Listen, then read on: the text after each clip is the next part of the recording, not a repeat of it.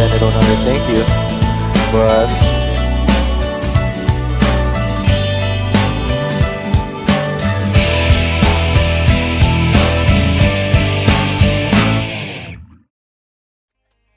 good day everyone and welcome to a League of Legends guide video. We're gonna be talking about Yasuo. Yasuo is a mechanical champion that requires high skill and knowledge to his limits. He isn't an easy go champion, so it will require your patience and more practice to get a hang of him. Yasuo can either be a dominative monster in solo queues or at the same time he can be a feeding target. So today I'm going to tell everything I could possibly know about Yasuo after 3 years of experience, but I won't be talking about his classic basic abilities anymore because there are a lot of other videos that explain those already, such as Riot Games itself. Now let's jump right into it. Yasuo can either be mid lane, top lane, or even bot lane, not as a support, but an ADC. Yasuo is most likely stronger in mid lane because he can maximize his dominative abilities to his limits, as he is very mobile and he can destroy ranged champions easily.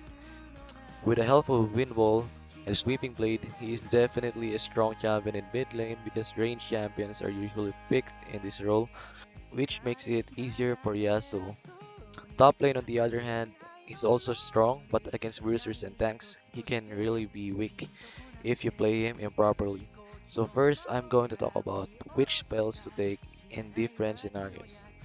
Exhaust, this is a very good spell against high damage per second or full burst champions such as Cassiopeia, Zed, Talon, Kiana, Nocturne, Garen, Irelia, and etc.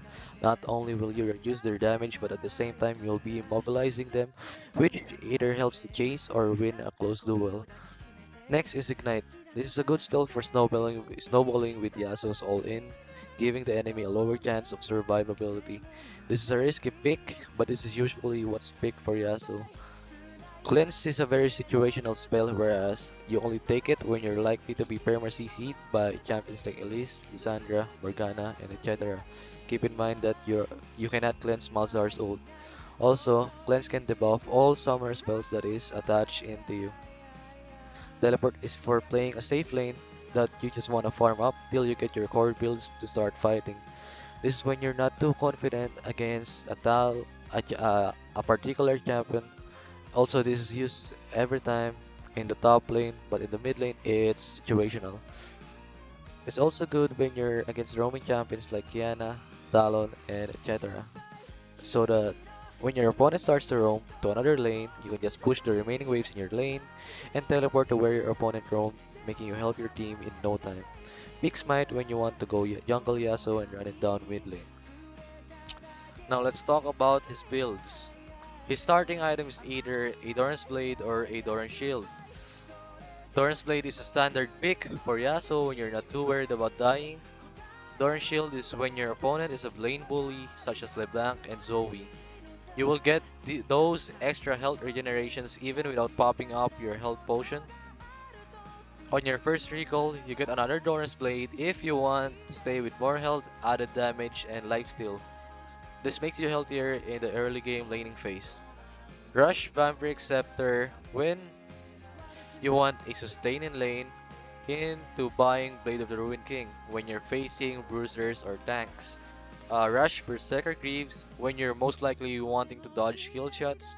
Chase and wanting more attack speed to easily win fights. And Snowball. Speaking of his core builds, Berserker Greaves is really necessary because it's a huge power spike for Yasuo to have at least an attack speed of 1.50 below. The Phantom Dancer is next when you want to stay alive in the mid game, late game, with the extra lifeline shield it has.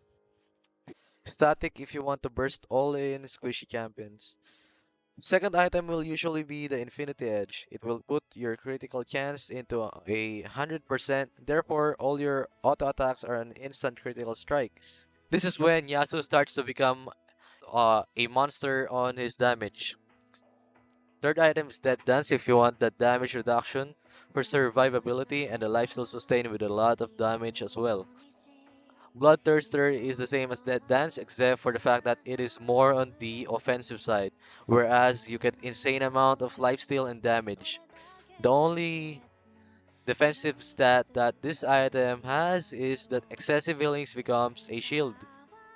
Moving on to the situational items, you build Blade of the Ruined King when you're against opponents that stack HP items such as bruisers, tanks like Darius, Renekton, and etc.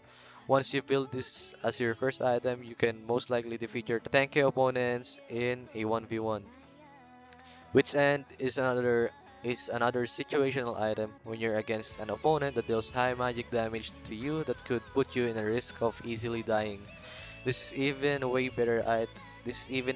better item when you're up against a mage mid lane plus a mage jungler. Your auto attacks will heal you once your health reaches below 50%. For the last two situational items, Frozen Mallet is really good to immobilize opponents that are movement speed reliant on their strength. This includes champions such as Yin, Ryze, Irelia, and etc. And you also gain 700 HP to get tankier. Build Quicksilver Sash when the enemy team has a very threatening CC ability like Morgana, Malzahar, and Skarner. You can build it into a scimitar if you want that extra damage and lifesteal. Only build Sterak's Gauge when you want an insane amount of shield and extra damage once the lifeline procs. This helps you avoid getting bursted out of the game. Take note that you cannot build two items with unique lifelines like building Phantom Dancer plus Sterak Gauge. That doesn't work. Building Guardian Angel when you want a second chance of getting back into a team fight while your team can peel for you. Building this will also discourage the opponent into killing you because of that extra second life you have. Build Random's Omen if you're against heavy AD champions that are critical and attack speed reliant. This item also has an active ability to slow multiple opponents nearby. Or build Deadman's Plate when the enemy team is the opposite of being critical and attack speed reliant. You can also gain an out of combat movement speed plus magic damage on a stacked hit from this item. Hex Drinker is a good first item as well if you're against a very heavy mage that you can most likely not survive without a defensive item. An example is someone like Annie who can one-shot you without even being able to move. Build it into Maw if you want the insane lifesteal from the lifeline proc. For the runes build, always take Conqueror. Triumph is really good because you'll be able to get those extra instant health regens from a takedown, which puts Yasuo in a safer spot. For assailing stats, always take the Alacrity because Yasuo is very attack speed reliant. Lastly, for the precision side, Last Stand is my pick. Yasuo is a squishy champion that can easily get below 60% health in almost any scenario. Having that on mind, the extra damage from the Last Stand will benefit him a lot. But if you're confident to snowball because of easy matchups like Lux, you can go Coup de Grace. On the domination side, you'll always have to take Taste of Blood and Gravinus Hunter for those healings as an exchange of not taking Bloodline from the Precision rune. The 3 rune stats will always be an attack speed plus adaptive force, and the last stat will always be situational, either armor or magic resist.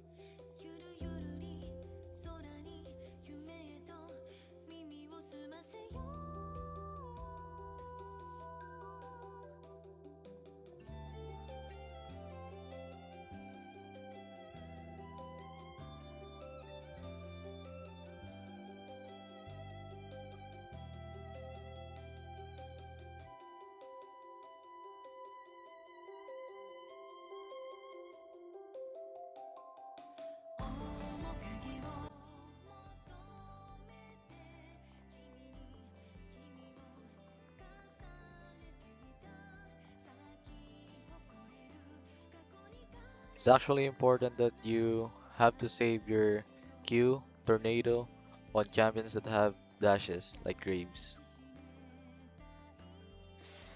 In this clip, I was actually saving my dash for Garen. As long as there was a minion wave, I was dashing on the minions to chase him down, so I can use my E better onto him like that. So he was forced to flash. That was how I maximized Yasuo's strength in a minion wave. I just waited for him to make a mistake, like when he used this Q on a minion, that's when I went fighting him. On this clip, you will actually see me easily killing the Garen within using the minion to dash, EQ, and ult onto him, and then auto E. That's how you pull off an all-in damage. On this clip, I actually did the same trick as the last clip. Uh, if he actually flashed there, I would have been able to follow him with my dash thanks to me saving my dash, but apparently he did not flash, so yeah. And this time I used my WINDWALL to gain vision and then EQR. That's an air blade combo and then finish him off. It's actually important that when you have no ward, you can use the WINDWALL to have vision and pull off your ultimate. Well, this time I was actually chasing them down with the help of my maxed E. This is why I like maxing E personally.